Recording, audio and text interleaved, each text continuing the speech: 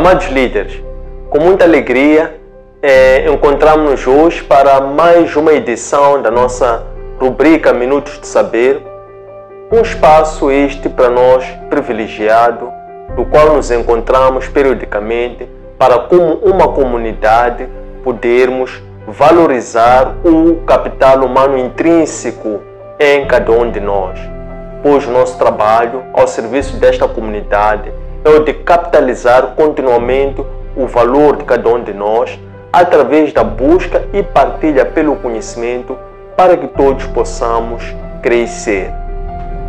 Hoje, que é a edição número 76, vamos estudar sobre a liderança ao serviço da libertação do homem.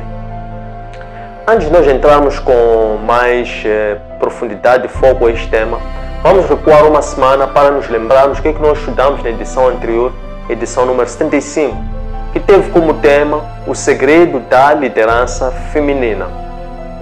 Sobre este tema, 75, os segredos da liderança feminina, nós definimos como questão de partida a seguinte: quais são as características de liderança ou características de personalidade que as mulheres devem desenvolver para que possam influenciar as outras mulheres? Sobre a hipótese positiva associada a esta questão de partida, nós definimos a seguinte: que existem certas características ou traços de personalidade que as mulheres devem procurar agregar em si para que elas se tornem confiáveis e influenciadoras das outras pessoas.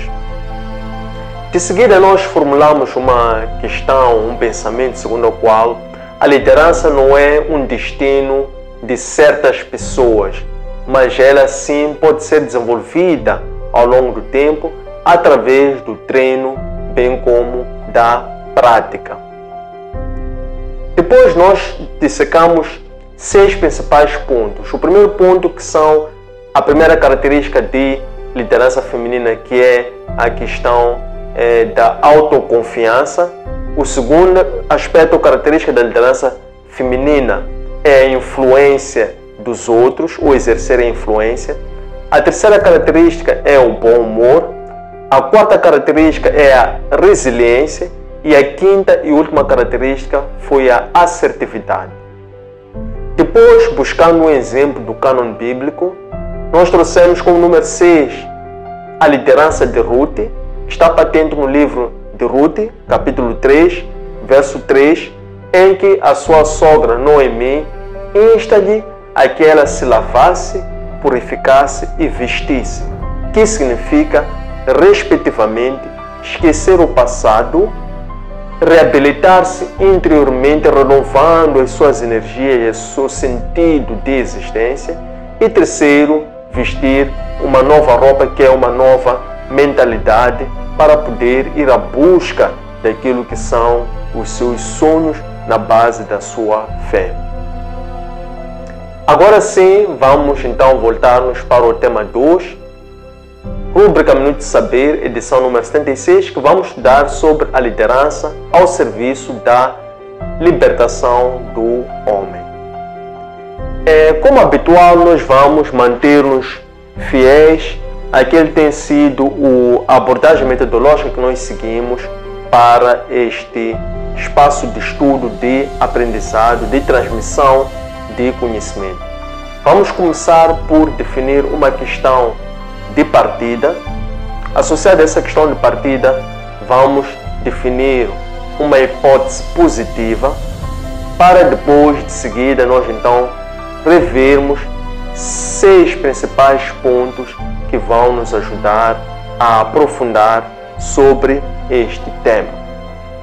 E os pontos esses que nós vamos ver, o primeiro deles é a busca pela vida, o segundo é a justiça suprema de Deus, o terceiro ponto vai ser a penitência contínua, o quarto ponto vai ser a difusão ou pregação do Evangelho, o quinto ponto vai ser a partilha do pão, e o sexto e último tempo vai ser o exemplo no Evangelho segundo João, em que Cristo iliba a mulher adúltera.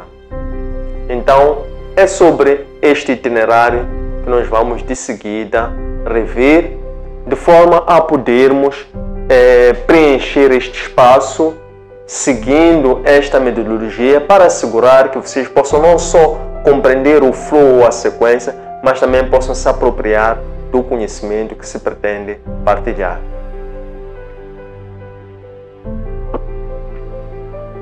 A questão de partida, associada ao tema liderança ao serviço da libertação do homem, é a seguinte: como é que o líder pode usar da justiça divina para libertar o homem da condenação da lei do homem?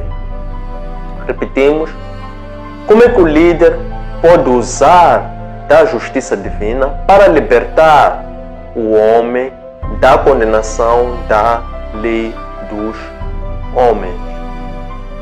Ligada a esta questão, definimos como hipótese positiva a seguinte: que a maior bênção que um líder pode conceder a alguém é a salvação da sua alma. Associado a isto, e ainda antes de entrarmos para os 6 pontos que nós vamos trazer para aprofundar esse tema de hoje, é lembrar-nos que foi para a liberdade que Cristo nos libertou. Então, aqui emerge uma questão de comunicação, no sentido em que Chiavenato apresenta, porque ele diz que a comunicação é um processo dinâmico, em que aquele que emite deve assegurar que a quem se dirige essa informação, essa mensagem, deve ter compreendido, e mais do que ter compreendido, deve ter repassada a informação, isto é, há quem emite, há quem recebe e depois compreende, e compreendendo então estimula a ação, que é repassar essa mesma mensagem a outrem. E daí então perpetua-se o ciclo de libertação que inicia em Cristo, conquanto Ele é a própria luz, conforme Ele assim se define. Vamos então ver os 6 principais pontos para podermos aprofundar o nosso estudo de hoje. O primeiro ponto tem a ver com a busca pela vida. A busca pela vida é uma luta diária e contínua que todo ser humano busca preencher. É, na verdade, decorrente das suas necessidades que Maslow bem sistematizou no modelo, a pirâmide das necessidades, ou a hierarquia, por assim das necessidades de Maslow, que são, por assim dizer, necessidades contínuas que o ser humano precisa para poder preencher as suas carências existenciais. Então estamos a falar de sobrevivência, ou a busca pelo preenchimento das necessidades de vida, que é a sua sobrevivência. E isto é resultante daquilo que é o fardo que o mundo nos oferece, ou é resultado também da opressão que o mundo também nos oferece, que é resultado também da desigualdade, por assim dizer, ou da imperfeição, melhor da justiça do homem. Porque, segundo um certo pensador me disse certa vez, ele diz que não existe, do ponto de vista de aritmética, geométrica, ele diz que não existe igualdade entre os homens. Há pouco tempo, quando preparavam para uma palestra e olhava para a questão de igualdade versus equidade, percebi que a igualdade, ela busca repartir de uma certa forma, mas a desigualdade, ela vai prevalecer na medida em que as pessoas de por si, elas são diferentes umas às outras.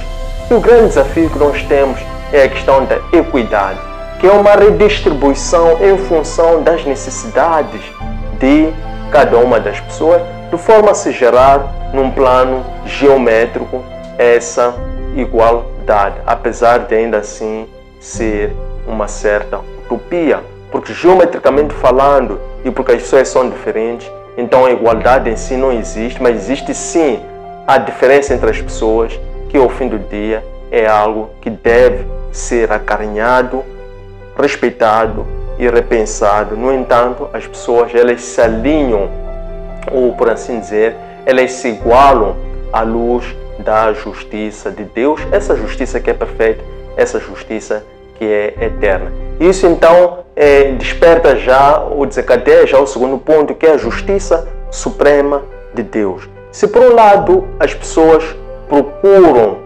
buscam pela sobrevivência, buscam pela necessidade de preencher as suas carências existenciais, e assim elas buscam, por assim dizer, poderem estar à luz ou poderem estar protegidas pela justiça do homem, na verdade o que eles buscam é algo muito para além daquilo que eles sequer podem perceber. Enquanto as pessoas buscam pelo pão físico, Deus tem muito mais do que um pão físico para poder dar a essas pessoas. E efetivamente a justiça do homem é uma justiça que não é perfeita, porque é uma justiça que é passageira. É somente neste plano existencial, nessa nossa peregrinação, que é temporária, ao passo que a justiça de Deus ela é definitiva, pelo fato dela ser uma justiça eterna. Consequentemente, a justiça de Deus sempre se sobrepõe à justiça dos homens, e a justiça de Deus é sempre suprema. E isso faz com que o líder, de uma forma contínua, ele deve se lembrar da necessidade de praticar a justiça suprema, isto é, ser um praticante da verdadeira justiça, de forma a que também isso possa provocar essa mudança nas pessoas e no meio pelo qual ele também atua. O terceiro aspecto tem a ver com a penitência contínua. A penitência contínua é uma necessidade que decorre de o homem consistentemente, continuamente buscar a faceta da semelhança com Deus, ou da semelhança a Deus. Porque o homem, quando ele foi feito por Deus, o seu Criador, ele fez-lo como uma criatura perfeita, isto é, fez-lhe de uma forma solene para que fosse a sua imagem e a sua semelhança. Santo Agostinho defende que a imagem de Deus refere-se a seus atributos de natureza racional ou de natureza intelectual, ao passo que os atributos relacionados ou a semelhança de Deus diz respeito aos seus atributos morais. Consequentemente, o homem, ao ter perdido a comunhão com Deus pela sua desobediência à vontade de Deus, que era a lei que Deus deu ao homem, então, desde então, o homem busca continuamente pela sua penitência, isto é, busca por sua justificação. E essa justificação, quem o justifica é o próprio Deus, que é o seu Criador. E essa penitência contínua é a necessidade do homem se purificar. E isso é resultado numa única palavra formulada pela questão do arrependimento. E se nós formos olhar para as 95 teses de Lutero, de Martinho Lutero, precisamente a primeira tese dele era a questão da penitência, que é a questão da renúncia, que é a questão do arrependimento, como sendo a primeira necessidade que o homem sempre deve perseguir. Então, a penitência contínua deve sempre prevalecer como a necessidade do homem, não só buscar a sua purificação, mas também de poder buscar assemelhar-se a Deus, tal e qual ele foi concebido na sua forma original. O quarto ponto tem a ver com a necessidade de difundir ou de pregar o Evangelho. Por um lado, é através do próprio testemunho, pois o Evangelho é a verdade. O Evangelho, por assim dizer, é a própria imagem de Cristo, porque a palavra de Deus é o próprio Deus escondido por detrás dessa mesma palavra. Pregar o Evangelho, difundir o Evangelho, é levar a revelação ao conhecimento do mundo o que está oculto, que é trazer a revelação de Deus para o conhecimento do homem, como através de um discurso simples. O próprio Cristo, quando pregava o Evangelho, ele fazia-o por intermédio de meios de ensino, meios pedagógicos, como por exemplo figuras estilísticas, nomeadamente as parábolas, para que por via do exemplo ele pudesse ensinar as pessoas de uma forma muito simples, mas também de uma forma muito compreensível, na base das suas próprias realidades, recorrendo a exemplos que faziam parte do seu meio que aquelas pessoas viviam. Daí a importância do líder ter que antes conhecer a sua plateia. Conhecer a sua plateia, conhecer os seus liderados, significa conhecer o seu modo de viver, para que daí possa, através desse recurso, que é as parábolas, poder buscar exemplos que façam parte daquela realidade e o ensino possa se tornar efetivo. Então, através da pregação do Evangelho, o líder ele apresenta à pessoa, aos seus liderados, aquilo que é um propósito de Deus, ou que é uma necessidade que transcende as suas necessidades da sua própria carne. Então, pregar o Evangelho é revelar a Cristo como a luz do mundo, porque a luz é o primeiro requisito para a existência da vida. Na verdade, não seria possível conhecer as maravilhas de Deus se não houvesse a luz, porque as trevas iriam tornar tudo desconhecido, tal e quanto era a terra, sem forma e vazia, antes de Cristo, antes de Deus, por assim dizer, iniciar a criação do mundo em 6 dias, chamando tudo à existência pelo poder da sua palavra.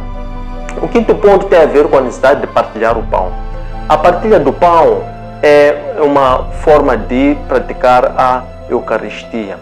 É oferecer, por um lado, segurança, por outro lado, servir a refeição na mesma mesa, é oferecer a oportunidade de as pessoas poderem conviver.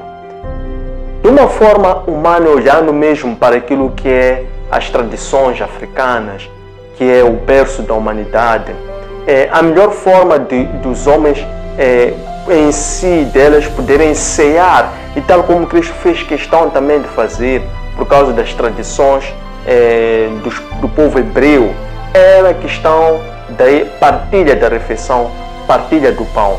É no momento da partilha do pão, em Moçambique, a questão de tomar o chá, beber o chá, é nesse momento em que as pessoas partilham um pão, é nesse momento em que há uma multiplicação do pão, é nesse momento em que um pão serve para alimentar várias pessoas. Por quê? Porque naquele momento, mais do que o pão físico, as pessoas estão a partilhar o pouco que têm de uma forma livre, transparente e justa. Consequentemente, o pouco se transforma em muito.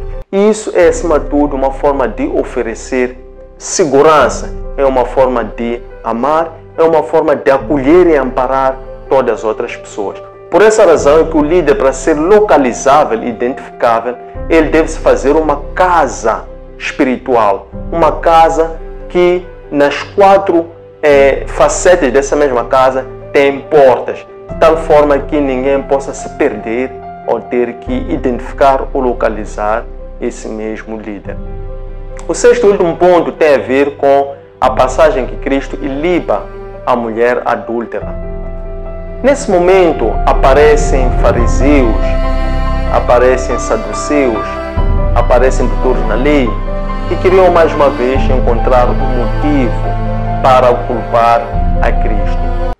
Eles então, armando-se numa astúcia, usando a tática do próprio Satã, que é o pai da mentira, eles, aproximando-se a Cristo, eles então disseram algo, lançaram uma pergunta dizendo assim: eis esta mulher que foi encontrada em flagrante a adulterar. Então, o que é que tu dizes? Qual a justiça? O que é que devemos fazer a essa mesma mulher? E Cristo, sem mais, ele continuou a escrever no chão, na areia, com o seu dedo. Então, ele estava naquele momento a escutar, mas estava a escutar com receptividade. Enquanto recebia a mensagem, ele estava a refletir. Consequentemente, ele responde a eles, dizendo-os: aquele que nunca tiver pecado, seja o primeiro a lançar a pedra. E, repentinamente, aqueles homens que eram homens já de uma certa idade, eles começaram a retirar-se um após outro. Cristo, acabando de escrever, ergue a sua cabeça e olha para aquela mulher e pergunta: onde é que estão estes homens? E ela responde: eles foram-se. Então Cristo diz: tu também vá, mas não peques mais. Evangelho segundo João, capítulo 8, versos 1 até 8. Podemos também trazer como outro paralelo para aprofundar, fundamentar este ensinamento.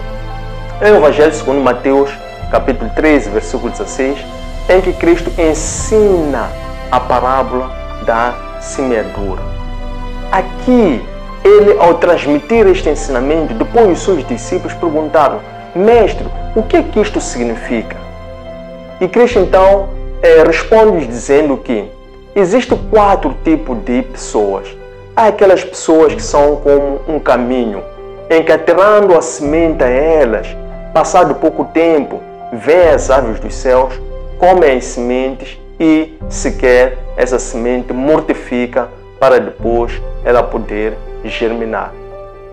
Tem um segundo grupo de pessoas que corresponde àquelas pessoas que são como a terra que tem pedregulho. Essas pessoas recebem a mensagem que é o Evangelho, mas depois de começarem as perseguições, elas murmuram e desistem. Então, o que acontece com essas pessoas é que simplesmente porque aquela terra tinha pouca profundidade, quando vem o sol, simplesmente essa planta acaba por secar e morre. Em terceiro lugar, ele tem um terceiro grupo de pessoas, são aquelas pessoas que têm a terra, ou que são como uma terra, que é uma terra que está cheia de espinhos. Essas pessoas recebem o Evangelho, mas depois essas pessoas não têm resistência, não têm a força para poderem resistir, levando avante a esperança. O que acontece é que, quando esta semente germina, ela começa a crescer, ela é logo sufocada pelos espinhos e ela acaba morrendo. Por último, tem o quarto grupo de pessoas, são aquelas pessoas que são como uma terra fértil. Nestas, a semente do Evangelho é lançada, esta semente ela morre e depois ela cresce, ela frutifica e ela desenvolve os seus frutos, de tal forma que se encontra nela, respectivamente, o fruto, a espiga e o grau. Isto é, ela cresce e multiplica-se ou frutifica-se em múltiplos de 100, de 60 e de 30. Tendo chegado a este ponto, espero que tenha gostado. Deixe ficar os seus comentários, bem como questões, e deixe ficar também uma proposta de tema. Faça like a este tema, às nossas páginas, e também subscreva a elas para que a nossa comunidade possa continuar a crescer. Não se esqueça de partilhar este trabalho com a sua vasta rede de contatos para que a nossa comunidade possa continuar a crescer e possa continuar a haver uma sinergia não só de edificação mútua, mas também de continuarmos a repassar a mensagem uns aos outros para que essa libertação possa ocorrer também de uma forma sequencial. Tal como nós dissemos, foi para a liberdade que Cristo nos libertou. Encontre este material junto aos nossos arquivos digitais, nossas páginas de Facebook, de Instagram e de YouTube. Antônio Sende LDA, nosso aplicativo para plataformas Android, HelloApp, e nosso webpage www.academiaservo.com. Espero que gostem, um abraço de luz e até breve.